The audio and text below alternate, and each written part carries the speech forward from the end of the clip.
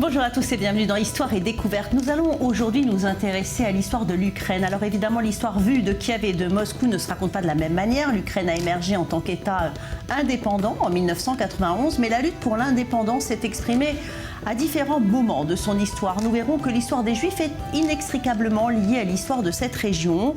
Une présence juive en Ukraine est attestée depuis l'Antiquité. L'histoire des Juifs d'Ukraine est marquée par des relations contradictoires. Premièrement, terre d'accueil à la suite de l'expulsion des Juifs d'Espagne, puis puissance hostile lors de la révolte cosaque du XVIIe siècle, avec les pogroms qui décimeront des dizaines de milliers de Juifs. Lieu de développement de la culture yiddish et chassidique, c'est aussi dans ce pays que seront installés plus tard la plupart des centres d'extermination nazis. Alors malgré les pertes considérables dues à la Shoah puis à l'immigration, elle possède aujourd'hui une importante communauté juive. Je recevrai Jean-Michel Trévez, distributeur du documentaire The Long Break-Up, La Déchirure, un film réalisé par Katia Soldak, un long métrage documentaire qui raconte la lutte de l'Ukraine pour échapper à la Russie et laisser derrière elle son passé soviétique. Et puis Sandra Zemmour sera mon invitée aussi. Elle est chanteuse, compositrice dont les chansons reposent sur d'anciennes mélodies juives ukrainiennes, Breslev, des titres dédiés à Nachman de Braslav. Restez là, je vous promets une belle émission aujourd'hui. Et nous sommes par Zoom avec Sandra Zemmour. Sandra, bonjour. Merci à vous d'avoir accepté notre invitation sur i24 News. Alors, vous êtes chanteuse, compositrice. Vous avez sorti un album avec les mélodies juives ukrainiennes inspirées par la poésie de Rabbi Nachman. Merci d'avoir accepté donc notre invitation aujourd'hui. Alors, pour vous, la paix entre les peuples, finalement, passe par l'art. C'est bien ça? Bonjour Valérie, merci de m'avoir invitée. Par mon métier d'artiste et de chanteuse, c'est ma mission, mon message d'essayer par l'art d'ouvrir les cœurs, de les apaiser. Alors la famille de votre mère est ukrainienne, votre grand-père est parti avant la Deuxième Guerre mondiale. Où est-il allé? Alors oui, il venait de la ville de Kremnitz, il a pris le train, tout le village, c'était l'époque du numerus clausus dont les juifs ne pouvaient plus étudier.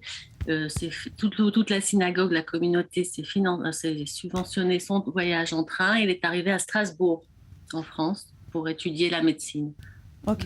Et qu'est-ce qu'il vous a raconté sur l'Ukraine? Qu'est-ce qu'il a dit à votre mère? On a eu un héritage d'une grande force, d'un grand pouvoir, de joie, de travail, de résistance. Il vous a parlé de la condition des Juifs en Ukraine à l'époque? C'était plutôt quelque chose qui était contenu dans l'immense joie d'être dans un pays libre comme la France, où on pouvait vivre et travailler. Et voilà, on ne parlait pas du passé trop. Oui. Alors chaque année, il y a des pèlerinages en Ukraine pour se rendre justement sur la tombe de ce rabbin, Rabbi Nachman. Quelle signification pour les Juifs, Sandra? C'est un lieu, c'est une très bonne question. Et avec ce qui se passe aujourd'hui en Ukraine, Ouman, et donc la ville de Nachman de Bratslav est au centre de l'Ukraine, sur la route entre Kiev et Odessa, l'ancienne route du sel. Et c'est un lieu extrêmement important pour le peuple juif de toutes les directions, que ce soit les religieux, les juifs qui arrivent d'Inde et qui se posent des questions, puisque c'est un grand mystique qui répand la joie quand on le rencontre là-bas à Ouman. Voilà, c'est comme ça que ça explique le nombre incroyable de gens qui viennent. Oui. Alors sa maison, comment ça se passe pour sa maison aujourd'hui? Alors aujourd'hui, sa maison, il reste juste 20-25 juifs qui n'ont pas pu partir ou qui ont voulu rester et qui font des tours la nuit. Une femme qui prie, Shula, qui est une grande prophétesse qui prie toute la nuit, et une autre qui vient dans la journée. Et il y a quelques personnes qui sont arrivées par la frontière d'Hongrie pour Shabbat dernier, Rosh Chodesh Nissan, c'était les 250 ans de Rabbi Nachman, son anniversaire. Alors vous êtes parti en Ukraine en voyage en 2021, quelques mois avant la guerre. Vous avez tourné votre clip là-bas. Je vous propose tout de suite de regarder un extrait.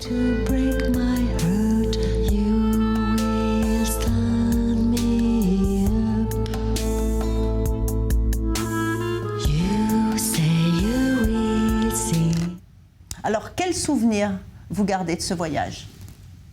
Moi, j'y vais donc plusieurs fois par an. C'est vraiment ma source spirituelle et ma source de travail, d'inspiration pour mes chansons et pour les vieilles mélodies. Ce voyage était encore plus magique que d'habitude. En décembre 2021, 2 mois avant la guerre, c'était vraiment, on était très peu. C'était l'époque déjà du corona et tout, mais c'était magique. C'était, on n'a pas compris ce qui se passait. On était comme sur des nuages. J'ai pu filmer et voilà, c'était très très beau. Il y avait quelques Israéliens, quelques Français. Voilà, Ouais, c'était ouais, ouais, magique. ouais. Et donc ça, c'est un pèlerinage que vous avez fait chaque année? Oui, plusieurs fois par an. Moi, j'y vais aussi pour écrire mes chansons. C'est vraiment un lieu de connexion et c'est un lieu de joie qui me ressource. Voilà. Ouais.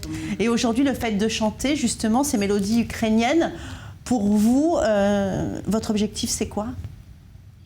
Alors, j'espère, comme c'est Narman qui me donne une immense joie et inspiration pour mon art, le partager, puisqu'il m'a aussi voilà, et donner, d'après les témoignages, les premiers témoignages, l'album, c'est l'aboutissement d'un long travail de 5 ans pour mettre, avec des musiciens extraordinaires, klezmer, on a adapté un peu ces vieilles mélodies.